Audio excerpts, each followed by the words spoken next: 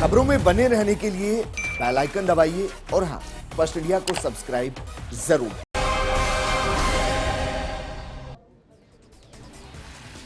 नमस्कार, आप देख रहे हैं जवाब तो देना पड़ेगा और आपके साथ में विजेंद्र सोलंकी। आज बात उस राजस्थान की जो सीना ठोक कर कहता है कि हमारे पास देश की सबसे ज्यादा प्राइवेट यूनिवर्सिटीज है। आज बात उस राजस्थान की जिसके पास 21 सरकारी विश्वविद्यालय हैं और लगभग हर साल नए विश्वविद्यालय की घोषणा भी हो जाती है। लेकिन सोचिए, इन विश्वविद्यालयों में से ही ज्यादातर शैक्षणिक स्तर पर पिछड़े हों तो फिर इनका क्या किया जाए। यूजीसी ने रिपोर्ट जारी की और इस रिपोर्ट में देश भर के 374 जिलों में शैक्षणिक स्तर को जांचा गया और जब रिपोर्ट संसद के पटल पर सार्वजनिक हुई तो राजस्थान शर्मसार होता नजर आया, क्योंकि देश में सबसे ज्यादा जिले जो शैक्षणिक स्तर पर पिछड़े वो राजस्थान था। 33 जिलों में से सोचिए जरा, 30 जिले शैक्षणिक स्तर पर पिछड़ गए। शिक्षा मंत्री का जिला हो, उच्च शिक्षा मंत्री का जिला हो, यह भी शैक्षणिक स्तर पर पिछड़े हैं। लेकिन सवाल यह है कि ऐसा क्यों है? क्यों हमारे विश्वविद्यालय शैक्षणिक कुपोषण के शिकार हैं? दरअसल कुछ पैरामीटर होते हैं जिनके आधार पर रिपोर्ट तैयार होती है, जैसे connect with industry, connect with students, connect with alumni, student faculty ratio, student course ratio और भी कई तरीके के पैरामीटर होते हैं जो आज हम आपको बताएंगे। बात इसी मुद्दे पर कि 33 में से 30 जिले फेल। ये कैसी उच्च शिक्षा, ये कैसे विश्वविद्यालय, ये कैसी व्यवस्था, इसको कैसे सुधारा जाए और इस बेहाली का जिम्मेदार आखिर कौन है?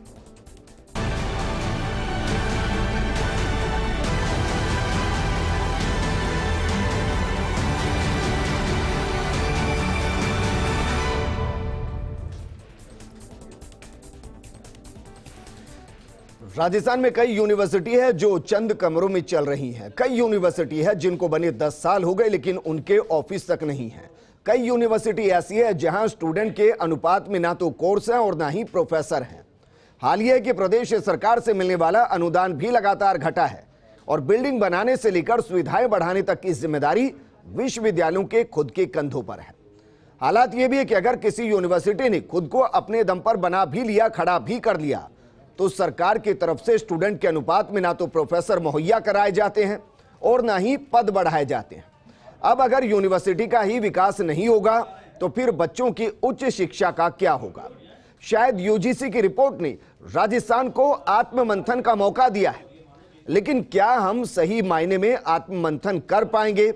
इस मुद्दे पर बात करने के लिए हमारे साथ स्टूडियो में मौजूद हैं बीजेपी नेता निमिषा गौड़ जी, कांग्रेस नेता स्वर्णिम चतुर्वेदी जी, हमारे साथ मौजूद हैं पूर्व कुलपति राजस्थान विश्वविद्यालय के प्रोफेसर जेपी सिंघल जी। स्वर्णिम, आपके साथ में इस चर्चा को शुरू करना चाहूंगा। कैसा महसूस हुआ जब पता चला कि 33 जिलों में से 30 जिले ऐसे जो उच्च शिक्षा में शैक्षणिक स्तर पर पिछड़ गए हैं? देखिए विजेंद्र जी, मैं थोड़ा सा आपको बताना चाहता हूं। मैंने अभी सुना था इंट्रो, तो आप ये जिस रिपोर्ट की आप बात कर रहे हैं, ये रिपोर्ट कहीं ये नहीं कहती कि शैक्षणिक स्तर में पिछड़े। स्तर का मतलब होता है कि क्वालिटी ऑफ एजुकेशन या एजुकेशन परफॉर्मेंस, जो एजुकेशन दी जाती है बच्चों को कुरिकुलम को लेकर के। और देखिए, ये जो 3 मापदंड के आधार पर ये रिपोर्ट पेश हुई है, मैंने रिपोर्ट पढ़ी है और देखा। इसके 3 मापदंड है। सकल नामांकन अनुपात जो जिले का है, उस जिले में महाविद्यालय जो है और उसका जिले का जो कहना चाहिए जनसंख्या अनुपात है, इन चीजों को लेकर के है, या प्रति महाविद्यालय औसत नामांकन। तो ये चीजें जो है, चूंकि हमारे यहाँ जिले बड़े हैं, जनसंख्या बड़ी है, इसमें कहीं ऐसा नहीं है कि क्वालिटी एजुकेशन को लेकर के। अगर आप क्वालिटी एजुकेशन को लेकर के बात करेंगे तो परफॉर्मेंस ग्रेडिंग इंडेक्स जो नीति आयोग ने बनाया, इसमें राजस्थान केरल के बाद नंबर 2 पर है। हम जो क्वालिटी ऑफ एजुकेशन दे रहे हैं, लर्निंग स्किल्स प्रोवाइड करा रहे हैं और जो कुरिकुलम बना करके बच्चों। लेकिन स्वर्णिम जी, अगर आप इस आधार पर डिबेट करेंगे कि सर क्षेत्रफल में राजस्थान सबसे बड़ा है, जिले बड़े बड़े होते हैं, तो पहली मर्तबा तो हुआ नहीं होगा सर। राजस्थान तो शुरू से ही बड़ा है, ऐसा थोड़ी ना कांग्रेस की सरकार आने के बाद राजस्थान बड़ा होने लगा होगा। इस हिसाब से तो हमेशा से ही पिछड़ते आए होंगे।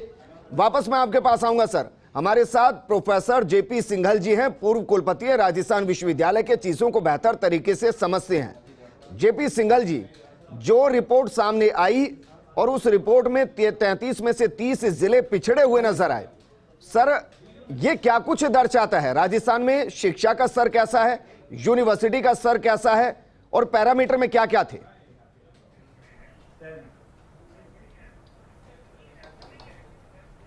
देखिए विजेंद्र जी, आपने बहुत अच्छा प्रश्न किया।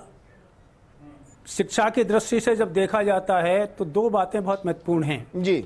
एक संख्यात्मक दृष्टि से और एक किस्म की दृष्टि से, गुणवत्ता की दृष्टि से। ये जो आकलन होता है वो गुणवत्ता का होता है, संख्या का नहीं होता। संख्या की दृष्टि से राजस्थान तो पहले स्थान पर मैं मानता हूँ, क्योंकि इतनी बड़ी संख्या में राजस्थान विश्वविद्यालय में स्टेट फंडिंग यूनिवर्सिटीज़ हैं और इतनी से ज़्यादा बड़ी संख्या में प्राइवेट यूनिवर्सिटीज़ हैं। तो हमारे यहाँ पर और कॉलेजेज हैं, सरकारी कॉलेजेस राजस्थान में 373 हैं, 373। 35 तो अभी हमारे माननीय मुख्यमंत्री महोदय जी ने अभी प्रारंभ किए हैं, नए स्कूल कॉलेज प्रारंभ किए हैं। तो संख्या की दृष्टि से अगर देखा जाता है तो राजस्थान बहुत आगे है। लेकिन जब क्वालिटी की दृष्टि से हम देखते हैं तो कई पैरामीटर्स हैं। पैरामीटर्स हमको ध्यान में रखने होंगे। एक इंफ्रास्ट्रक्चर का पैरामीटर है जी। भौतिक इंफ्रास्ट्रक्चर, क्या स्थिति है हमारी, क्या हमारे संस्थानों के, कॉलेजेस के, यूनिवर्सिटीज़ के पास अपने भवन हैं, क्या उन भवनों में तमाम वे सुविधाएं हैं जो होनी चाहिए। कोरोना काल में जिन सुविधाओं की बात की गई थी तो क्या वे सुविधाएं उनमें मौजूद हैं। तो पता लगता है, जब देखने से पता लगता है कि बहुत सारे भवन जो कॉलेजेस चल रहे हैं, विश्वविद्यालय चल रहे हैं, वो दूसरों के मांगे हुए पर चल रहे हैं, अपने उनके पास भवन नहीं है। 8-8 साल 10-10 साल जिन विश्वविद्यालयों को हो गए, उनके भी अपने भवन खुद के तैयार नहीं हो पाए। एक बात। दूसरा, जो अब ये कह रहे हैं सर, किराए के मकान के अंदर यूनिवर्सिटीज चल रही हैं, किराए के कमरों में यूनिवर्सिटीज चल रही हैं राजस्थान में। हाँ जी,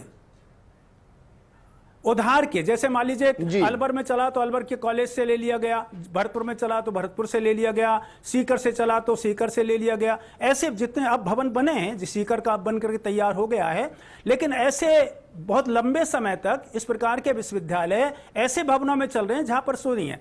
और भवन के बाद दूसरे शिक्षकों की जरूरत है। अगर पढ़ाएंगे तो जब आपके पास कोई फैकल्टी होगी तो वहां शिक्षार्थी होंगे। तो ये जो व्यवस्था हमारे यहाँ पर है। दूसरा जो पैरामीटर है कि टीचर स्टूडेंट रेशो क्या है, शिक्षण, हमारे शिक्षार्थी अनुपात क्या है हमारे यहाँ पर, वो हमारे यहाँ पर शिक्षकों की भर्ती नहीं की जाती है, भर्ती करने का प्रयास किया जाता तो रुक जाती है। तो ये व्यवस्था हमारे यहाँ पर है। एक पहला पैरामीटर बताया। दूसरा पैरामीटर होता है हमारे यहाँ पर जो रैंकिंग होती है, एक NIRF रैंकिंग होती है नेशनल स्तर पर। हमारे राजस्थान का कोई भी 21 विश्वविद्यालयों में से पहले 100 विश्वविद्यालयों में नहीं आता NRF में। दूसरा होता है NAAC का एक्रेडिशन होता है। NAAC का एक्रेडिशन A++ तक होता है। हमारे यहाँ पर A वाले भी, A+ वाले विश्वविद्यालय एक भी नहीं है जो सरकारी विश्वविद्यालय कहा जा सकता हो, जिसमें कहा जा सकता हो कि NAAC के एक्रेडिशन में हमको इस प्रकार का है। ये पैरामीटर है, ये क्वालिटी की जांच करते हैं कि वास्तव में हमारे यहाँ पर शिक्षा की स्थिति क्या है, शिक्षा की दशा क्या है। और भी राज्यों में बहुत खराब हो सकती है, मैं कोई इसका नहीं कह रहा हूं कि हम राजस्थान की बात कर रहे हैं। तो क्योंकि NRIF की बात है, NAAC की बात है, वहां पर यह स्थिति है। अभी UGC ने एक एकेडमिक बैंक ऑफ क्रेडिट की स्थापना की है।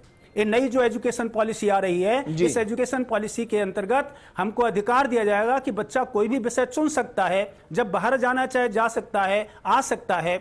और जो क्रेडिट वो करेगा, वो क्रेडिट जमा हो जाएंगे। जैसे बैंक में पैसा जमा होता है, ऐसे उसकी जो कुछ कमाएगा वो जमा हो जाएगा, और जब निकालना चाहेगा तो निकाल सकेगा।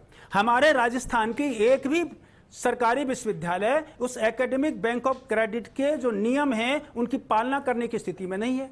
तो हम कह सकते हैं कि हमारी जो दशा कही जा सकती है उससे बहुत नुकसान होने वाला है। सर, दशा क्यों कहें, दुर्दशा ना कहें। 2020 जो आई है, वापस मैं आपके पास आऊंगा। स्वर्णिम चतुर्वेदी जी, कुछ रहा कहने को या अभी भी कुछ कहेंगे? सर, मैंने इसीलिए बीच में उनको इन्वॉल्व कर दिया ताकि आपको भी थोड़ी जानकारी लगे राजस्थान में हो क्या रहा है, हकीकत क्या है। हकीकत को स्वीकारने में गुरेज नहीं होना चाहिए सर, सुधारने के लिए पहल होनी चाहिए। देखिए विजेंद्र जी, राजस्थान सरकार जो वर्तमान में अशोक गहलोत सरकार है, इसने तो शिक्षा में सुधार की ही व्यवस्था की है। यदि आप पूर्ववर्ती सरकार का देखें तो जो टीचर शिक्षक रेशो होता है, जो एक 1:50 होना चाहिए, वो तो 1:150 था। ये आपको मैं जो डेटा दे रहा हूं वो पिछले जो कार्यकाल था पिछली भाजपा सरकार का, उसका मैं दे रहा हूं। और आज जो है, आज लगातार, आज हमने ये संकल्प लिया है तो निश्चित रूप से हर जिले में, हर ब्लॉक स्तर तक हम महाविद्यालय खोल रहे हैं। तो शिक्षण, अरे सर, महाविद्यालय तो आप खोल लेंगे, मुझे ये बताइए सरकारी अनुदान जो दिया जाता है वो कितना घटा दिया गया है? अगर 10-10 साल में एक यूनिवर्सिटी बनकर तैयार नहीं होगी, अगर यूनिवर्सिटी किराए के मकान में चलेगी, अगर वहां प्रोफेसर के पद आप नहीं देंगे, क्या करेंगे? मैं चिल्लाऊं कि जयपुर के अंदर 20 यूनिवर्सिटी खोल दी, काम की एक भी नहीं तो? देखिए विजेंद्र जी, जो अनुदान होता है यूनिवर्सिटी ग्रांट्स कमीशन द्वारा दिया जाता है, और यूनिवर्सिटी ग्रांट्स कमीशन ने निश्चित रूप से विश्वविद्यालयों को ग्रांट देना बंद कर दिया उनके विकास के सर, लिए। स्टेट ग्रांट नाम की भी एक चीज होती है। वापस मैं आपके पास आऊंगा, जेपी सिंघल जी से मैं इस सवाल का जवाब आप तक पहुंचाऊंगा, जानकारी आपको भी मिले, प्रदेश को भी मिले। लेकिन निमिषा गौड़ जी, राजस्थान के अंदर शैक्षणिक स्तर, उच्च शैक्षणिक स्तर 33 जिलों में से 30 जिले ऐसे जिनमें उच्च शिक्षा मंत्री का जिला, शिक्षा मंत्री का जिला, ये सब पिछड़ते हुए नजर आए हैं। और मुख्यमंत्री जी का जिला। विजेंद्र जी, बात कंप्लीट कीजिए। देखिए, राजस्थान में शिक्षा की जो हालत है वो बद से बदतर होती रही है। 1990s तक, जब तक 50 साल तक कांग्रेस का शासन जो लगातार रहा था, तो पूरे भारत भर में यदि आकलन किया जाता था, राजस्थान का तो सबसे निम्न स्तर पर शैक्षणिक दृष्टि से रहा जी। और भारतीय जनता पार्टी के शासन काल के दौरान ही तकनीकी विधि विश्वविद्यालय सब आए, लेकिन मेंटेन करने के नाम पर आज भी जो कांग्रेस संसाधन की जगह स्तर की तुष्टीकरण का प्रयास जो आज भी अभी इस डिबेट के माध्यम से कर रही है, उस पर आपत्ति है। आज शैक्षणिक संस्थान में ये बात करें डिजिटल की, तो अपने संसाधन का प्रोवाइड करवाए। आप सिर्फ ड्रेस का कलर, जो ड्रेस पहन के बच्चे स्कूल नहीं जा रहे, उस ड्रेस के कलर पर भी इतना विवाद हुआ, यहाँ पर भी बहस हुई, लेकिन इनका ध्यान नहीं है। आज शिक्षा की और शिक्षा का स्तर दोनों ही किसी से छुपा नहीं है। तो मैं ये कहूंगी विजेंद्र जी, जिस राजस्थान के शिक्षा मंत्री को शिक्षा लिखना नहीं आता, तो उस राजस्थान के अंदर हम क्या अपेक्षा करेंगे कि वहां शैक्षणिक स्तर सुधरेगा? 33 में से 30 जिले आज स्तर गिरना, आज पूरे भारत भर में जो स्थान ग्रहण किया है वो कांग्रेस, क्योंकि कांग्रेस कभी सुध नहीं लेती शैक्षणिक स्तर की। प्रदेशाध्यक्ष भी हैं और शिक्षा मंत्री भी, और आरपीएस से भी जिस तरह से भाई भतीजा वाद किया है वो किसी से छुपा नहीं है। 50 साल के शासन में, मैं स्वर्णिम जी आपसे पूछती हूँ, कांग्रेस ने कोई ऐसा तकनीकी विश्वविद्यालय, ऐसा कोई विश्वविद्यालय दिया जो जेपी सिंघल जी ने बताया कि उसका भारत के स्तर पर नाम हो? क्या ऐसा कहीं हुआ है? और आज भी राजस्थान विश्वविद्यालय कितने विवादों में उलझा, लेकिन एक भी विवाद का जवाब आज तक राजस्थान की कांग्रेस सरकार ने नहीं दिया है। तो ऐसे माहौल के अंदर 33 में से 30 जिले, और स्वर्णिम जी जवाब दीजिए आप मुझे, आप बताइए, शिक्षा मंत्री के परिवार को आपने नियुक्तियां तो दे दी है, लेकिन आप ये बताइए ना आम जनता को जवाब। कितने बच्चों को एजुकेशन से वंचित किया? आप जब बात कह रही हैं, आपका तो शिक्षा मंत्री का परिवार फूल रहा है। आप मुझे इतना बताइए ना, क्या कोई जवाब दिया आपने? दोनों रुक जाइए, क्योंकि मैं इस मुद्दे को राजनीतिक नहीं करना चाहता, बच्चों के भविष्य का सवाल है। प्रोफेसर जेपी सिंघल जी, आप कुछ कहना चाह रहे थे सर, उस बात को भी कंप्लीट कीजिए। और इसके साथ साथ सवाल आपसे यह भी है कि राजस्थान में 21 यूनिवर्सिटी वर्तमान में 21 यूनिवर्सिटी हैं सर, क्या स्टेट ग्रांट नहीं होता सर? क्या राज्य सरकारें उनको अनुदान नहीं देती? अगर देती हैं तो वो कम क्यों किया गया? और ऐसा क्या है कि यूनिवर्सिटीज की बिल्डिंग तक नहीं बन पाती हैं?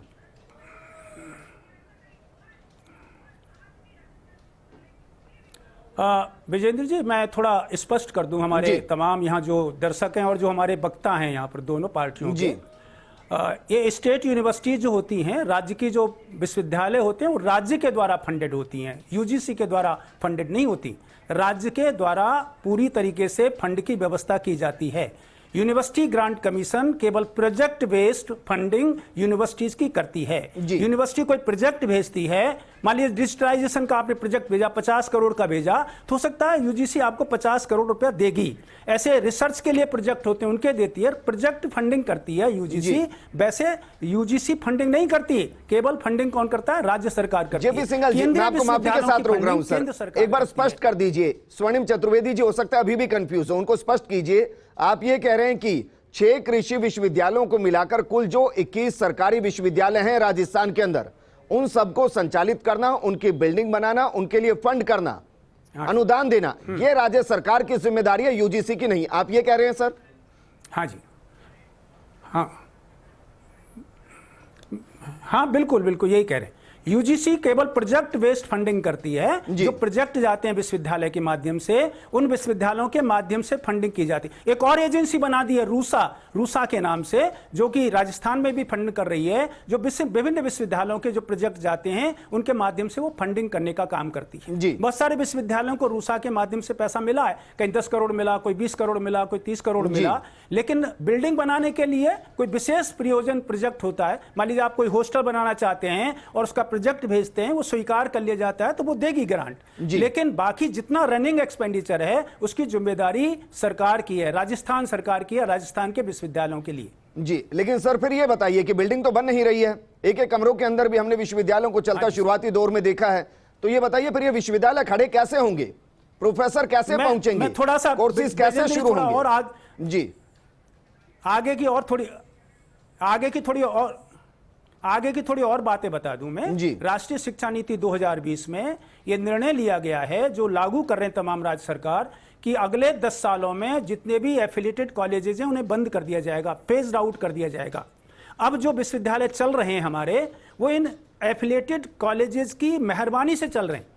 यानी एफिलिएटेड कॉलेजेस से एफिलिएशन करने के बदले हम पैसा वसूलते हैं। बदलना चाहिए, क्योंकि विश्वविद्यालय को खर्चा करना है, उनकी मॉनिटरिंग करनी है, पैसा लेते आए हैं, अभी भी ले रहे हैं। तो एफिलिएशन का काम जब खत्म हो जाएगा, अभी मान लीजिए किसी विश्वविद्यालय से 500 महाविद्यालय एफिलिएटेड हैं, तो 2 लाख रुपए हर महाविद्यालय से हर साल हमको एफिलिएशन का पैसा मिलेगा। तो इतना पैसा हमको कहां से आ रहा है? एफिलिएशन से आ रहा है। और अब जो काम हो रहा है आजकल विश्वविद्यालयों में, वो ज्यादातर एफिलिएटेड महाविद्यालयों से प्राप्त धनराशि से या परीक्षा की फीस की प्राप्त धनराशि से ही। क्योंकि जेपी सिंघल जी, मेरे पास वक्त की कमी है, आप ये कह रहे हैं कि इस नियम के बाद राजस्थान के अंदर जो यूनिवर्सिटीज है उनका हाल और ज्यादा बुरा होना है, आप ये कह रहे हैं सर? हाँ जी, सब राजस्थान नहीं, पूरे देश में, पूरे देश के अंतर्गत ये नीति लागू हो रही है। अब जब लागू होगी तो एफिलिएशन जब समाप्त हो जाएगा तो जो पैसा मिलना था वो नहीं मिलेगा। ठीक है, स्वर्णिम चतुर्वेदी जी, पैसा मुझे लगता है कि सर आज दर्शकों के साथ साथ आपका भी ज्ञानवर्धन हुआ होगा, आपको भी समझ में आएगा कि अगर 33 में से 30 जिले पिछड़े श्रेणी में आ रहे हैं, राजस्थान सबसे ऊपर बैठा है, 91% जिले ऐसे जहां शैक्षणिक स्तर अच्छा नहीं, तो उसके पीछे की वजह क्या है? अभी भी समझ में आई या नहीं आई सर?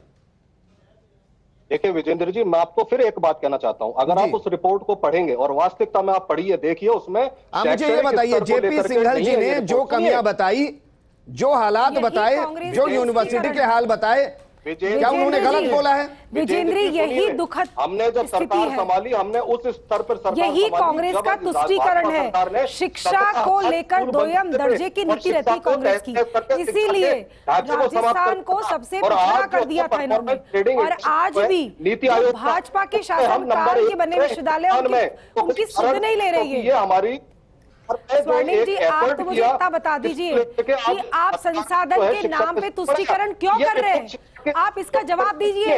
आज 33 में से 30 जिले, शर्मनाक स्थिति है राजस्थान की। जवाब दीजिए कांग्रेस की सरकार। भाई भतीजावाद, शिक्षा में भ्रष्टाचार, कि जहां बीजेपी की सरकारें में झंडे गाड़े हुए हैं, ऐसा नहीं है। वहां पर भी 60 से 70% जिले ऐसे हैं मैम जहां यही हाल है। ऐसा नहीं है कि कांग्रेस की सरकार के बीच में ऐसा हो रहा है, राजस्थान ऐसा नहीं है मैम। अच्छा मुझे बताइए निमिषा गौड़ जी, आप मुझे बताइए, आप ये कह रहे हैं कि सारी स्थिति 2018 के बाद बदल गई है, आप ये कह रहे हैं? नहीं, मैं आपसे पूछ रहा हूं, मुझे बताइए 2018 में जब यूनिवर्सिटी राजस्थान में चलती थी, क्या वो एक कमरे में नहीं चलती? कांग्रेस की नीति नहीं रही शिक्षा के विकास की, बिल्कुल ऐसा ही हुआ है। मैं तो आपको स्पष्ट कहती हूँ। अच्छा निमिषा गौड़ जी, चुनौती देखिए 2018 से पहले की मैं यूनिवर्सिटी गिनाऊं मैम जो कमरे में चलती थी? देखिए, आप ये कह रहे हैं कि अचानक से उनकी बिल्डिंग गायब हो गई कांग्रेस की सरकार आने के बाद? तकनीकी विश्वविद्यालय, चलिए आज राजस्थान के अंदर केंद्रीय विद्यालय चल रहे हैं, आप उनकी व्यवस्था देखिए। सिर्फ एमपी के लेवल पे 10 एडमिशन की बात होती है, हजारों फॉर्म आते हैं, उनकी स्थिति जाके देखिए आप स्वीकार करिए। आपने एक अच्छी बात बताई मैम, आपको पता है इस व्यवस्था को बंद कर दिया धर्मेंद्र प्रधान जी ने, एक दिन पहले बंद किया है। देखिए 1 अगस्त से बच्चों के एडमिशन होने थे, 31 जुलाई को कहते हैं कि ऐसा नहीं होगा। देखिए स्वीकार करिए, इस व्यवस्था को खत्म किया जाता है। हालत क्या है? कोई भी फैसला अगले शैक्षणिक स्तर से लागू होता है मैम। तुष्टीकरण मत कीजिए अब शिक्षा का। ये तुष्टीकरण ही हो रहा है। देखिए आप मुझे बताइए ना, अगर आप इसका जिक्र कर रहे हैं, वो बच्चे कहां जाएं जो केंद्रीय विद्यालय में एडमिशन लेना चाहते थे? बच्चों को तो 1 तारीख को इंतजार कर रहे थे एडमिशन होगा, 31 को आप कहते हैं व्यवस्था खत्म हो गई है। राजस्थान की बात करिए, राजस्थान, मैम राजस्थान की बात कर रहा हूं, 25 सांसद यहां पर भी हैं। देखिए वहां पर उनकी स्थिति स्पष्टीकरण, पारदर्शिता के साथ, जेपी सिंघल जी, ईमानदारी के साथ, जेपी सिंघल जी, राजस्थान सर मैं फाइनल कमेंट में आपसे चाहूंगा, राजस्थान के अंदर उच्च शिक्षा के स्तर को बेहतर कैसे किया जाए, जो यूनिवर्सिटीज हैं उनको बेहतर कैसे किया जाए और उनके अंदर शैक्षणिक स्तर को कैसे बढ़ाया जाए। फाइनल कमेंट में चाहूंगा सर, इस तरीके की रिपोर्ट वाकई में शर्मसार करती है।